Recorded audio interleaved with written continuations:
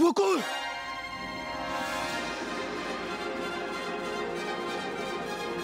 কি গো, কি হয়েছে? হ্যাঁ, কোনো স্বপ্ন দেখেছো? স্বপ্ন?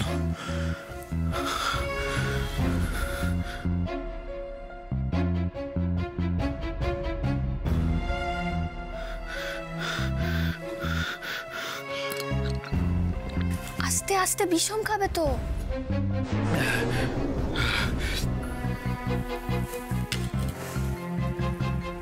কি এমন স্বপ্ন দেখলে বলো তো, এত ভয় পেয়ে গেলে? ভয়ঙ্কর স্বপ্ন, বড্ড ভয়ঙ্কর স্বপ্ন। এরকম একটা স্বপ্ন দেখলাম কেন?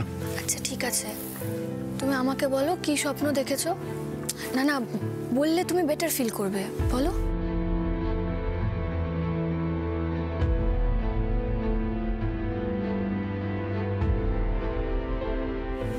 বলো না কি দেখলে। দেখলাম তুমি চলে যাচ্ছ। কোথায়? জানি না কোথায়, শুধু দেখলাম চলে যাচ্ছ। এই বাড়ি, এই পরিবার, আমি, আমাদের সবাইকে ছেড়ে, সবকিছু ছেড়ে সারা জীবনের জন্য চলে যাচ্ছ।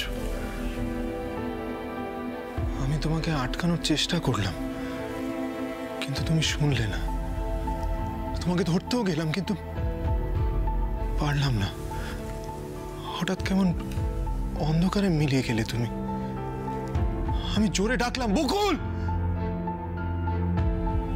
কিন্তু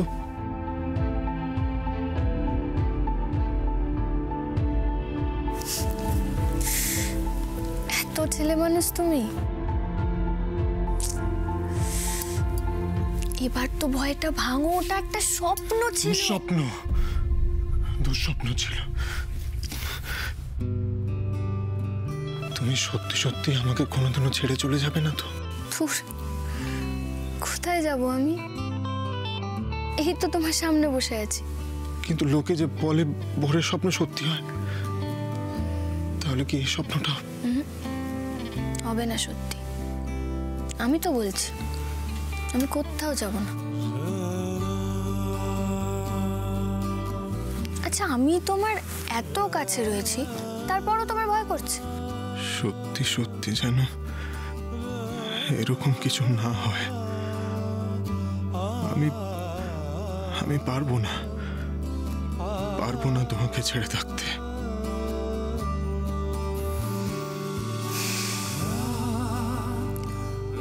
আসলে কি বলতো, আজকেই তো আমাদের ওই 1 বছর নিয়ে কথাটা হচ্ছিল না, ওই জন্য তুমি স্বপ্নটা দেখেছো। ঠিক আছে, এবার শুয়ে পড়ো, কেমন? থাক না।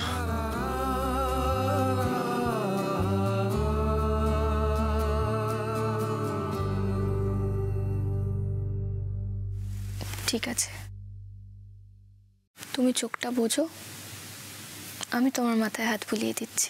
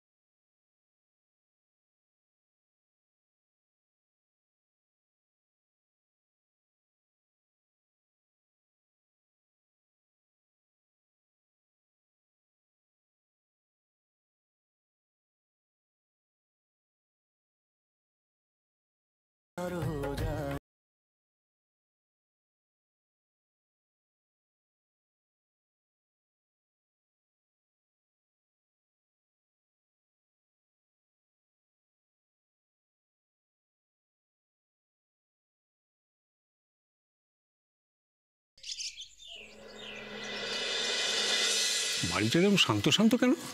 ছেলেমেয়েরা সব কোথায়? আচ্ছা, আমাদের বাড়ির ছেলেপিলেরা কোনোদিন সাত সকালে উঠেছে? সে কেন যে ওঠে না, একটা ছেলে মেয়েও আর্লি রাইজার হলো। কোথায় সকাল সকাল উঠবে, সবাই মিলে বসে বেশ চা খাবো, তা না। বাবা, আজকাল তো ডাব্বু মিষ্টির সঙ্গে দেখা হয় না, সবাই বিজি। আচ্ছা, ওদেরও তো একটু রেস্ট দরকার নাকি? আর সাত সকালে উঠে তোমাকে এন্টারটেইন করা সম্ভব? দিনের মধ্যে এইটুকু সময় তো বাড়িটা একটু শান্ত থাকে, তাও দুদণ্ড শান্তিতে বসে তোমার সঙ্গে দুটো কথা বলা যায়। তা হ্যাঁ গো, ও বাড়িতে ফোন করেছিলে? বললাম যে মায়ের শরীরটা তো আবার খারাপ হয়েছে।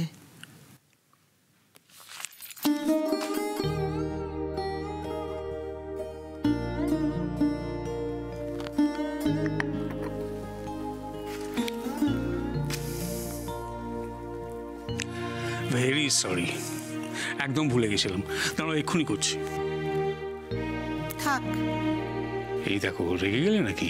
না না, রাখবো কেন? 40 বছরেও কি তোমায় চিনিনি? তুমিও চিনেছ আমাকে।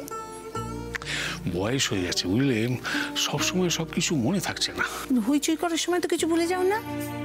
তখন যদি বলি যে একটু রয়েস হয়ে বয়স হচ্ছে, তখন তো চোখ পাকিয়ে আমায় বলো, অঞ্জলি আমাকে বুড়ো বলবে না। বললাম না থাক। আমার ফোন করা হয়ে গেছে, ও বাড়িতে এখন ডাক্তার এসছে, সবাই বিজি আছে। তুমি পরে ফোন করে খবরটা নিও না, সে কথাটাও আমিই তোমায় মনে করিয়ে দেব। তুমি আর তোমার বড় ছেলে কিন্তু দেব্য আছো, নিজেদের জগতে বাস করো, সারাক্ষণ হুজুক ছেলে মানুষই। আরে বাড়ি শুধু সবাই ঘুমোচ্ছে, তিনি ভোরবেলা ছুটেছেন বাজারে পমফ্রেট মাছ খুঁজতে, না স্বপ্নে নাকি দেখেছে। ইস, আমাকে নিয়ে গেল না। আর তুমি থাকলে তোমাকে অবশ্যই নিয়ে যেত, তখন বাবুর এত তাড়া, কারোর জন্য সে ওয়েট করবে না। কি রে বাবু, তোর মুখটা এরকম শুকনো লাগছে কেন বাবা? রাতে ভালো করে ঘুমোসনি? আমার ঠিক আছে। না, আসলে দুঃস্বপ্ন দেখেছি, ওই জন্য মুখটা ওরকম করে রেখেছি। কি কি দুঃস্বপ্ন দেখেছিস? ও এমনি, ছাড়ো না। না ছাড়বে কেন, বল না, বললে তো ভয়টা কেটে যায়। মা প্লিজ, এটা নিয়ে না কথা বলতে একদম ইচ্ছে করছে না, ভালো লাগছে না। ভালো লাগছে না বললে তো হবে না, ভালো তো লাগতেই হবে। ওই যে হুল্লোড় চাইছিলে না, ওই যে এসে গেছে হুল্লোড়। খালি হাতে আসেনি মাতৃদেবী, ডান হাতে এনেছি স্বপ্নে দেখা পমফ্রেট। শুকে দেখো। ধরো ধরো। আর বাঁ হাতে রয়েছে কি? বাঁ হাতে রয়েছে আবার নাটক? কি নাটক নয়, কীর্তন, সবাই মিলে দেখতে যাবো। সেটা তো বরং বাবা মা যাবে, তবে দেখতে নয়, শুনতে। দেখতে এবং শুনতে দুটোই করতে হবে। সন্ধেবেলা সিনেমা। নগর কীর্তন 4 ন্যাশনাল অ্যাওয়ার্ড পেয়েছে, সবাই মিলে যাবো। বাহ দাদাভাই, জানো তো আমার না ঋদ্ধি আর ঋত্বিক এদের অ্যাক্টিং দারুণ লাগে। ফিল্মটা দেখার ইচ্ছে কিন্তু আমারও ছিল, খুব ভালো একটা সারপ্রাইজ দিলি। জানতাম তোদের পছন্দ হবে, ঠিক জানতাম। বাহ, খুব ভালো হলো, সবাই মিলে অনেক দিন পরে সিনেমা দেখা যাবে। কি অঞ্জলি, মনে হচ্ছে দারুণ কোনো প্ল্যান হচ্ছে? দারুণ প্ল্যান হয়েছে। দাদা ভাই আমাদের সবার জন্য নগর কীর্তনের টিকিট কেটে এনেছে, আর আমরা সবাই সন্ধ্যেবেলা সিনেমাটা দেখতে যাচ্ছি। কথাটা একটু বদলে নিতে হবে, সবাই মিলে মানে ও তো আলাদা যাবে দীপের সঙ্গে, ও তো আমাদের বাড়ির মেয়ে নয়, এখন অন্য বাড়ির বউ। তোদের টিকিটটা বুঝলি ওই কয়েকটা রো পরে আছে, তোরা আলাদা, আমরা আলাদা। আলাদা আলাদা আলাদা না? আলাদা আলাদা আলাদা। মারিস না, লেগে যাবে। সরি বলে দে। বাড়ি না নে একটু নিচের দিকে, কোমরের উপরে।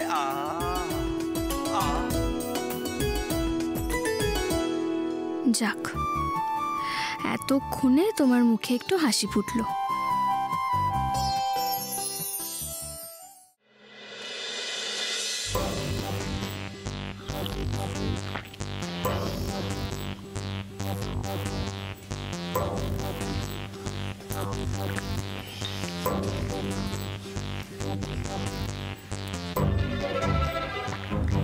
যা যা বলেছি সব মনে আছে তো? মনে থাকবে না মানে? খুব মনে আছে। দেখ না নাটকটা কেমন জমিয়ে করি। দেখো আবার বাড়াবাড়ি কিছু করে বসো না। হ্যাঁ দেখো রয়ে রয়ে শোয়ে। হ্যাঁ বর্ষা কিন্তু খুব বুদ্ধিমতী হয়ে ধরে ফেল। ছাড় তো। বর্ষা নাকি আমার উপর টেক্কা দেবে, আমি হলাম গিয়ে পিসি।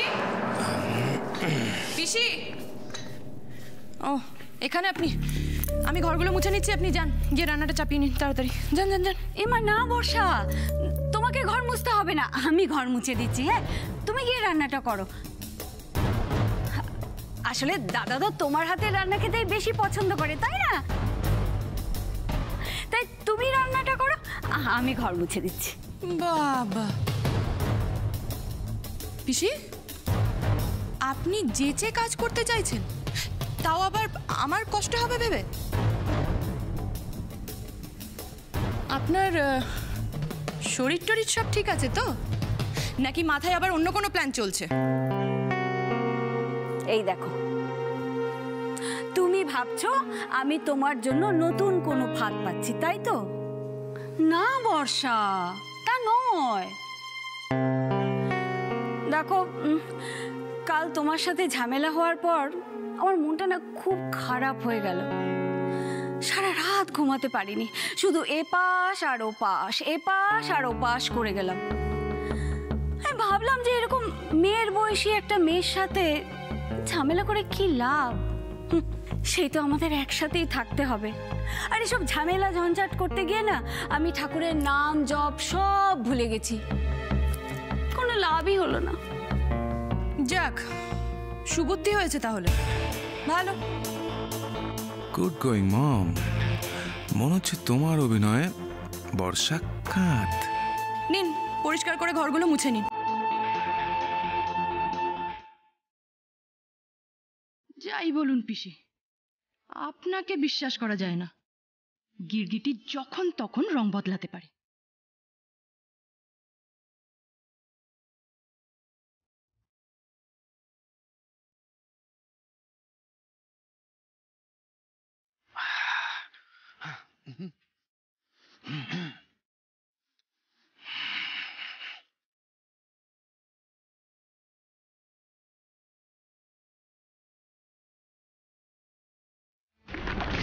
ও মা গো, পড়ে গেলাম গো বাবা গো, কি লেগেছে? ও ও মা, ও মা গো মা, ওরে বাবা রে। নাও খাও ওষুধ। রোজ রোজ এই একটা কাজ করার কথা কি করে যে লোকে ভুলে যায় আমি তো ঠিক বুঝতে পারি না। মানে এটা করতে কিন্তু রীতিমতো প্রতিভা লাগে। কার ভাই দেখতে হবে তো? হ্যাঁ, প্রতিভাবান দাদা। হ্যাঁ, তার ভাই। তুই কার ছেলে সেটাও তো দেখতে হবে। তোর বাবাকে ওইখানে একটা কথা বলে এখানে আস্তে আস্তে তো ভুলে যায়। সত্যি আমার বাবা কি বলতেন জানো, মানে মানুষ ভেতর থেকে যেই কাজটা মানে করার ইচ্ছে থাকে না সেই কাজটাই সে বারবার ভুলে যায়। আসলে কি বলতো, আমাদের তো অনেক বড় বড় জিনিস মাথায় রাখতে হয়, সেই জন্য আর কি। বেসিক্যালি আমরা হচ্ছি প্রতিভাবান, তোমরাই তো বললে। আচ্ছা আচ্ছা আচ্ছা, মানে এই ওষুধ খাওয়াটা একটা ছোটখাটো কাজ, গুরুত্বহীন, দরকারই নেই, গুরুত্বহীনই তো। দাদা ভাইয়ের কাছে ইম্পর্টেন্ট জিনিস হলো ওই দুপুরে কি খাবে, রাতে মাটন হবে কিনা, এইসব এইসব না, এইসব। আর অফিসটা বুঝি তুই সামলাস? এই শোন, আমাদের তো শুধু নিজেদের কথা ভাবলে চলে না, না? হ্যাঁ, দেশের কথা, দশের কথা, আরো 5 জনের কথা ভাবতে হয়। হ্যাঁ, কি বলিস শেষে? সেই জন্যই তো পুরুষ মানুষ বিয়ে করে, যাতে ছোটখাটো ভুল হয়ে গেলে বউ সেটা মনে করিয়ে দিতে পারে। এটা বিয়ে করার কারণ? বাহ, অদ্ভুত। অদ্ভুত, অপূর্ব, কি মিষ্টি সম্পর্ক বলতো। হ্যাঁ, তুই ধর কোন একটা ব্যাপার দুম করে ভুলে গেলি, অমনি তোর বউ সেটা ধমক দিয়ে মনে করিয়ে দিল। ধমক আবার মিষ্টি? বটেই তো, দেখছিস না ওই বকুল কেমন মিষ্টি ধমক দিয়ে ঋষিকে ওষুধ খাইয়ে দিচ্ছে। হ্যাঁ দেখ দেখ। এই যে শুনলে তোমার বড় ছেলের কথা, বউদের কাজ নাকি মনে করিয়ে দেওয়া, আর তাই জন্যই নাকি ওরা বিয়ে করে। আরে ও তো ওর পয়েন্ট অফ ভিউ বলেছে, কিন্তু আমার ক্ষেত্রে তো ব্যাপারটা উল্টো। উল্টো? উল্টো নয়, তুমি কিছু ভুলে গেলে তো আমাকেই মনে করিয়ে দিতে হয়। ও হ্যাঁ তাই তো, এই যে একটু আগে আমি তো ভুলে গেলাম বলো বাড়িতে ফোনটা করতে। না না, একদিনের ভুল ধরলে তো চলবে না। গত 40 বছর ধরে দেশ ও দশের ভাবনার সঙ্গে সঙ্গে তোমাকে সবকিছু মনে করিয়ে দেওয়া কিন্তু আমার কাজ ছিল। তাই নাকি? ও তার মানে এতদিন ধরে সংসারে যত কাজ হয়েছে সেটা ডিরেক্টলি হোক বা ইনডিরেক্টলি হোক সব কাজ তুমি করেছো, তাই তো? বেশ, আজও তাই হবে। আজকে রান্না বন্ধ। চাপ বাবা, মনে করিয়ে দেওয়া না দেওয়ার সঙ্গে রান্না বন্ধের কি সম্পর্ক? মা, পমফ্রেট মাছগুলোর কষ্ট তুমি বুঝবে না। না রে, আজকে রান্না টান্না করার কথা না আমার মনে থাকবে না। তোদের বাবার যদি মনে পড়ে তাহলে আমাকে মনে করিয়ে দেবে। আর তোদের যদি এই খাওয়া দাওয়ার মতন এই তুচ্ছ ব্যাপারগুলো মনে না থাকে তাহলে আছে তো এই বকুল এসা, ওরা মনে করিয়ে দেবে। আর তোরা যখন রান্না করবি তখন কি মশলা দিতে হবে না হবে সেসবও মনে করিয়ে দেবে। ওটাই তো মেয়েদের কাজ, ওই জন্যই তো মানুষ বিয়ে করে বল। মা, মাগো, ভুল হয়ে গেছে মা জননী, ক্ষমা করো। আমি স্বীকার করছি, নারী প্রকৃতি, নারী প্রকৃতি, নারীর নিয়মেই সমস্ত জগৎ সংসার চলছে। পুরুষ তো নিমিত্ত মাত্র। তোমরা খাবার দেবে, তবে আমরা পেট ভরে পমফ্রেট খাবো মা। হরি বল।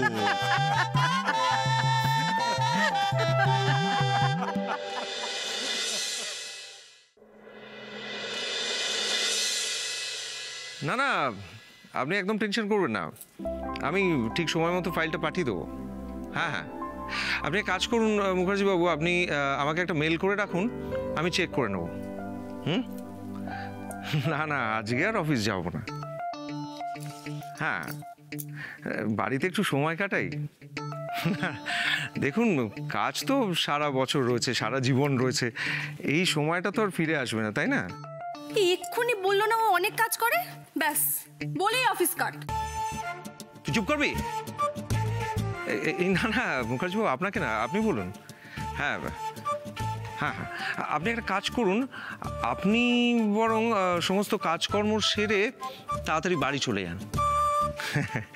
Mention not. না না, পরিবারকে তো সময় দিতেই হবে, তাই না? আর তাছাড়া আমাদের এমপ্লয়ীদের সুখ দুঃখ ভালো মন্দ তো আমরাই দেখব, তাই না? হ্যাঁ হ্যাঁ। আর একটা কাজ করুন, যাওয়ার সময় না বাজার হয়ে যাবেন, বাজার থেকে বেশ ভালো ভালো পমফ্রেট মাছ কিনে। হ্যাঁ, ভেজ? তাহলে আপনি একটা কাজ করুন, খানিকটা পনির কিনুন, আর তার সঙ্গে ওই মূলো শাক কিনে নিয়ে যান। বৌদি বেশ ভালো করে রান্না করে দেবে, খাবেন। হ্যাঁ হ্যাঁ হ্যাঁ হ্যাঁ হ্যাঁ, ঠিক আছে। হ্যাঁ হ্যাঁ, দেখা হচ্ছে দেখা হচ্ছে। রাখলাম। হ্যাঁ, এই তো সব ব্যাপারে না গলানো না। না না, তুই সবসময় আমার কথার মাঝে কথা বলিস। Office office.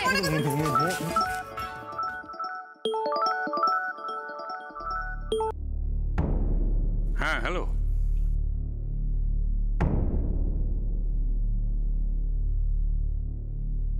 কি বলছো? কখন? কি হয়েছে বাবা?